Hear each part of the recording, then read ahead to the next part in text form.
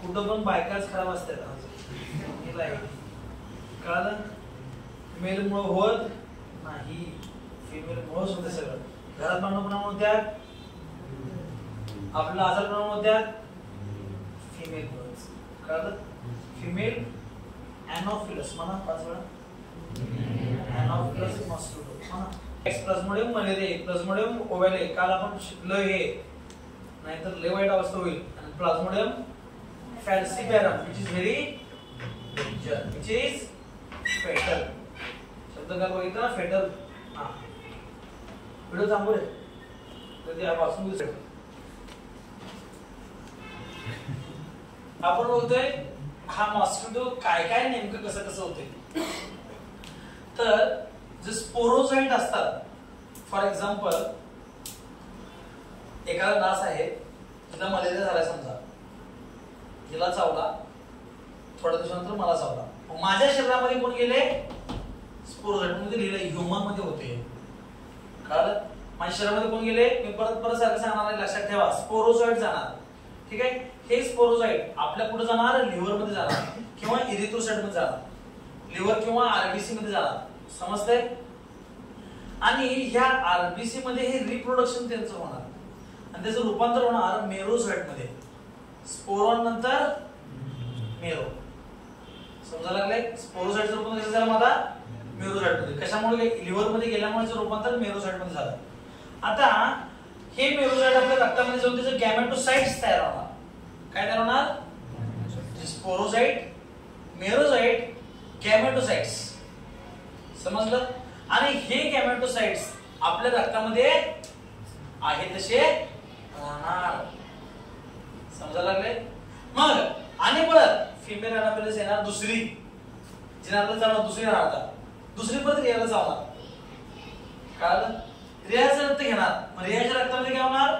हे गॅमेटोसाइट जाणार आणि त्यांच्या गट मध्ये, गट म्हणजे इंटेस्टाइन मध्ये जाईल. कोणाच्या? डासाच्या गट मध्ये जाऊन त्याचं रूपांतर होणार, त्याचं फर्टिलायझेशन होणार गॅमेटोसाइट्सचं, त्याचं झायगोट तयार होणार, त्या झायगोटचं ऊसिष्ट तयार होणार. उलटी प्रोसेस थोडी. पहिला आपल्या ह्युमन मध्ये वेगळं होतं, ऊसिष्टचं रूपांतर जातं ओव्हम मध्ये, ओव्हमचं नंतर झायगोट मध्ये. इथे वेगळं आहे. झायगोटचं रूपांतर ऊसिष्ट मध्ये.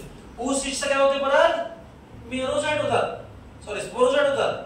हे स्पोरोझाइट काय होतात? सलायवरी ग्लँडमध्ये कोणाच्या? डासाचे येऊन थांबतात.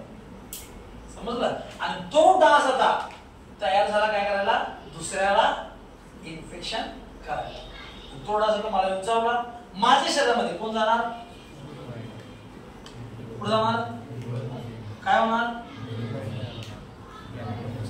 कारण इथे येऊन थांबणार.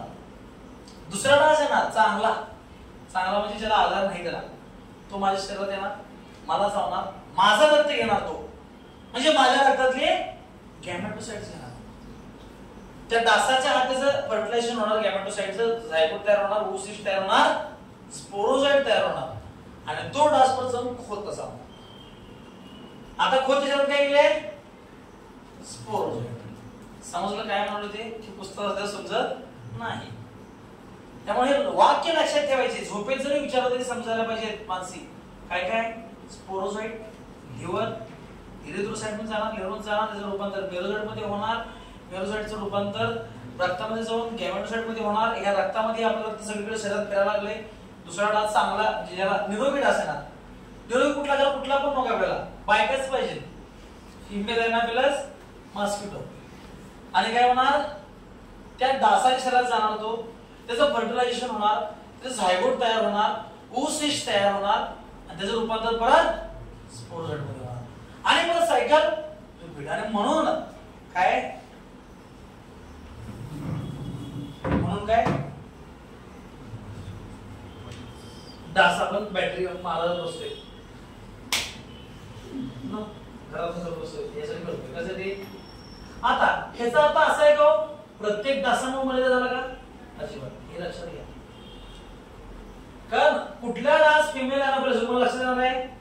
तुम्हाला कुठला लक्षात येणार आहे? बघा असला तुम्हाला मेल आहे का फिमेल येणार आहे? तेव्हा प्रत्येक डास मारला पाहिजे. आणि मलेरियाचे डास कुठे असतात? कुठे असतात? कुठल्या पाण्यामध्ये, चांगल्या का खराब? स्वच्छ पाण्यामध्ये, जनरली संत पाण्यामध्ये म्हणजेच विहिरीमध्ये. म्हणून म्हणतात गप्पी मासे पाळा हिवताप टाळा. कारण गप्पी माशाचं अन्न आहे कोण? फिमेल, मेल आणि फिमेल एनोफिलस मॉस्किटोची अंडी. अंडी खाल्ला त्या माशानं डास होईल काय? हे सगळं होईल काय? कारण म्हणून गप्पी मासे पाळा हिवताप टाळा. हिवताप म्हणजे मलेरिया. असं समजलं जरा. घरात त्याच्याने 5 वेळा म्हणून काढायचे, एका खाली असे घेऊन काढायचे. मी 2 वेगळे केले, माणसात काय होते कळायसाठी, पण तुम्हाला नंतर कन्फ्युजन होणार त्याच्यावर काय होतंय, आणि जे तुम्हाला कन्फ्युज होते तेच नेमका प्रश्न असतो. ठीक आहे. Diagnosis and treatment. Malaria can be diagnosed by microscopic study of blood smear. रक्त घ्यायचं तुमचं आणि ते मायक्रोस्कोप खाली बघायचं आणि त्याच्यामध्ये रक्तामध्ये तुम्हाला स्पोरोझोइट, मेरोझोइट सापडणार आहेत आपल्याला. स्पोरो, मेरो किंवा गॅमेटोसाइट्स तिने कोणते दिसले तर लक्षात ठेवायचे की मग ते कसं दिसणार ते आपल्याला एकदा बघून लक्षात ठेवलेले असतात. ते वेगळा पॅथॉलॉजिस्ट असतो, डॉक्टर असतात ते. कारण ते डॉक्टर सांगतात किंवा मलेरिया झालाय म्हणून. किंवा दुसरी मेथड काय, decide other rapid diagnosis. Rapid म्हणजे फास्ट डायग्नोसिस कशामुळे होते? Test based on nucleic acid amplification technique are also use. Nucleic acid amplification technique निघाले आता, तेव्हा ते रक्ताचा ड्रॉप टाकला की लगेच कळतं आपल्याला की मलेरिया आहे की नाही. समजलं? मग ट्रीटमेंट काय आहे? Treatment of malaria include artemisinin based combination therapies. WHO has recommended 5 different ACT artemisinin based combination which include, ते नाव लक्षात ठेवा, काय आहे? Artesunate, sulfadoxine, pyrimethamine etcetera. In addition quinine is also used. हे लक्षात ठेवावे लागतात, बऱ्याच पेपरला विचारतात. सगळं लक्षात ठेवायचं त्याच्यामध्ये. Prevention and control. आपण काय करू शकतो? Prevention of mosquito bite by using mosquito net and insect repellent. म्हणजे काय, घरात आपल्या आता ही पद्धत बंद झाली, काय नेट वापरायची, मॉस्किटो नेट वापरायची. आपण पाहिलं तर झोपायचं म्हणल्यानंतर ते 4 काड्या लावायच्या आणि ते हे टाकायची सिस्टीम आता बऱ्यापैकी सगळ्यांनी कोणाला जायचं असलं तर चांगलीच गोष्ट आहे. खरं ते बंद झालं कारण कोणाला ताप नको आहे. ते लावाले काट्या मग ते घालायचं, मग आज झोपायचं, मग पाय बाहेर येणार, पायाला चावणार होणार. लक्षात आले? आता त्याविषयी काय करायचं? Use Morton. मॉर्टिन म्हणून डास बसतायला. Use Mortein, use mosquito coil, Odomos असं वापरा म्हणून सांगितलं. किंवा रॅकेट घ्या आणि डास मारा, वास घ्या. काय spraying insecticide and draining stagnant water where mosquito lays egg. म्हणजे काय, मला लक्षात नाही मलेरियाची डास कुठे वाढतात ऍक्च्युली, जर चेक करायचं. तुम्ही उद्या सांगतो तुम्हाला. जिथं मॉस्किटो वाढतात त्या तिथं मॉस्किटो वाढवण्याची काळजी घ्यायची. म्हणजे काय, शोष काट्यावर आपण रॉकेल टाकतो बऱ्याच वेळी, बरोबर आहे? कारण ते रॉकेल काय होते, पाण्यावर तरंगते. मग आतमध्ये असेल अंडी, त्या अंड्याला ऑक्सिजन मिळत नाही. ऑक्सिजन मिळालं नाही काय होते, मग अंडी बोंबलते. कळलं? म्हणून आपण रॉकेल टाकतो, गावठी ट्रीटमेंट. किंवा काय करतो, जळगाव टाकतो. समजा गॅरेज कोणाचं आहे? गॅरेजवाले पण नाही, तुमचं गॅरेज टाकायचं. मग लोक येतात ऑइल द्या, ते ऑइल 2-3 वर्ष वापरतात. पहिलं म्हणजे सायकल वर टाकायला आणि दुसरं घ्यायला वापरतात. स्प्रेइंग इंटेक्स झालं हे. पण mosquito larva can be control by using guppy मासे पाळा हिवताप टाळा. ओके, कळलं? गप्पी म्हणजे कुठले? गॅम्ब्युसिया. ओके, हा माशाचा एक प्रकार आहे. जे मासे खातात त्यांना माहित असेल, मला नाही माहिती. ओके, कारण आम्ही खात नाही. तुम्ही कसं आहे? Very good. कसं समजलं? थांबले व्हिडिओ तेव्हा सलमन टाईप हो. हा व्हिडिओ नको. हा रिजन ऑफ द इंटेस्टाईन. सगळ्यात महत्त्वाचं काय होतंय? इंटेस्टाईनचा आजार आहे आपल्याला. लहान आतड्याचा आजार आहे, तात्पुरता आजार आहे. ऍक्यूट म्हणजे तात्पुरत्या काळासाठीचा. It is caused by salmonella typhi. Salmonella typhi नावाच्या बॅक्टेरियामुळे होतो हा. कळाले? It is gram negative bacteria. Sir मग काय ग्रॅम निगेटिव्ह? बॅक्टेरियाचे दोन प्रकार पडतात, ग्रॅम पॉझिटिव्ह, ग्रॅम निगेटिव्ह. कळलं? तर हा ग्रॅम निगेटिव्हचा एक प्रकार आहे, found in the intestinal lumen of the infected person. ज्या माणसाला टायफॉइड झाला त्याच्या लहान आतड्यामध्ये हा साल्मोनेला टायफी नावाचा ग्रॅम निगेटिव्ह बॅक्टेरिया आढळून येतो. Pathogenicity is due to O antigen lipopolysaccharide LPS present on the surface of coat. Flagella contains H antigen. ते काय एवढं लक्षात ठेवायची गरज नाही, एवढंच लक्षात ठेवायचं म्हणजे salmonella typhi, gram negative bacteria आणि इंटेस्टाइनल बॅक्टेरिया. कळलं? सायन्स अँड सिम्पटम काय होणार आहे तुम्हाला? सायन्स म्हणजे लक्षणे, सिम्पटम म्हणजे सायन्स म्हणजे सिम्पटम म्हणजे लक्षण, सायन्स म्हणजे मराठीत काय म्हणायचं त्याला? सायन्स हो लक्षात ठेवा, थोडक्यात लक्षणे काय? प्रोलॉंग्ड, प्रो म्हणजे लॉंग, जास्त लांब असलेला ताप येतोय, जसं की 104 हा जास्त ताप मानला जातोय. आपल्या बॉडीचं टेम्परेचर किती असतं? नॉर्मल. मानसिक 104 सांगायला, सर्टिसन किती लांब लागेल?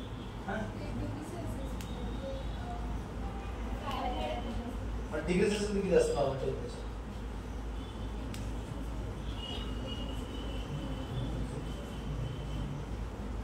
उद्या मग तुम्ही सांगायचं नॉर्मल बॉडी टेम्परेचर किती असते? जास्त किती? 104. मग कमी किती माहित नव्हतं मला? काय म्हणलो मी? कळलं काय? जनरल नॉशिया, नॉशिया म्हणजे मळमळ, फटीग थकवा, हेडेक डोकेदुखी, ॲब्डोमिनल पेन पेन पोटात दुखते, कॉन्स्टिपेशन बद्धकोष्ठता किंवा डायरिया.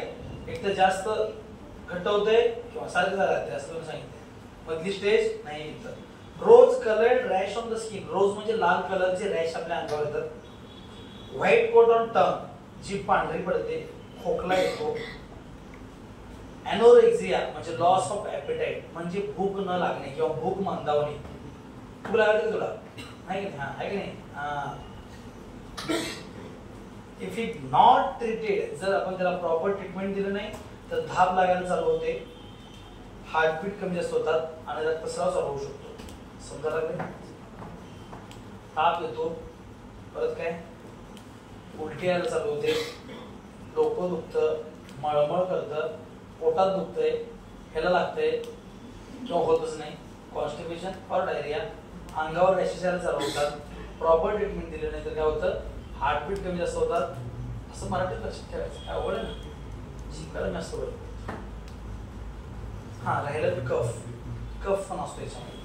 ओके, मग मोड ऑफ ट्रान्समिशन काय? It is food and water born disease.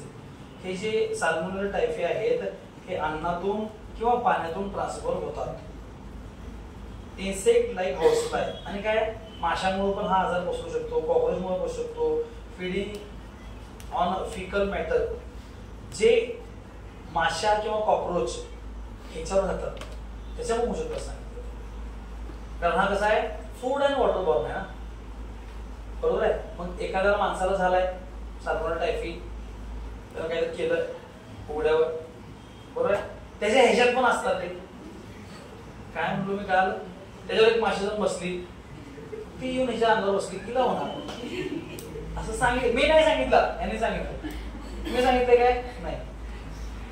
Fickle matter म्हणजे हे हो, हा may transfer the bacteria to food material.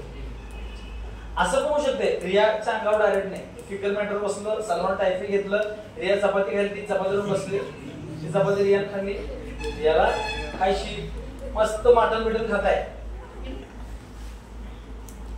कोंबडी खाताय की ना तुम्ही? कोंबडी काय खात्या? कोंबडी तुमचं खात्या, तुम्ही कोंबडीचं खाताय. काय काळ कोंबडीचं अन्न काय?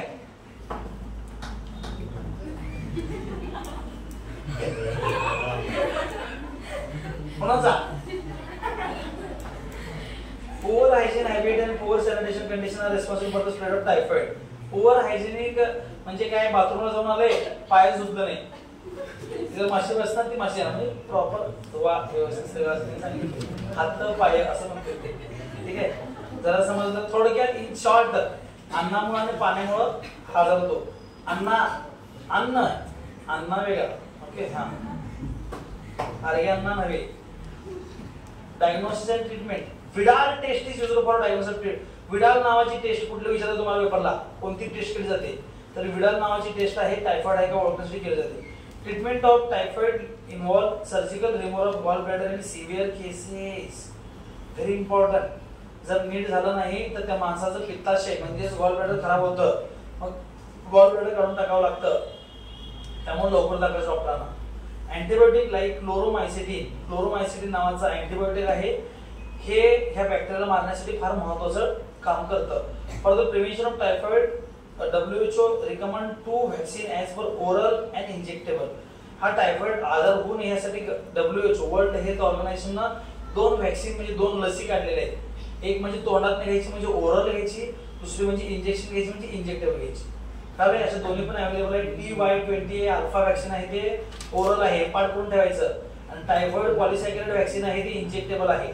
सोल्ड ॲज टायफिमिन VI अँड मग आता ते ओरल जे व्हॅक्सिन आहे त्याचं नाव आहे टायफिन VI आणि जे इंजेक्टेबल आहे त्याचं नाव आहे टायफेरिक्स. कळले व्हॅक्सिनची नाव आहे ती. काय समजायला काय बाउन्स करायचं सगळं तुझं लक्ष नाही. आज काय करायचं दुपारी, कोणती भाजी घालायचं काय काय घालायचं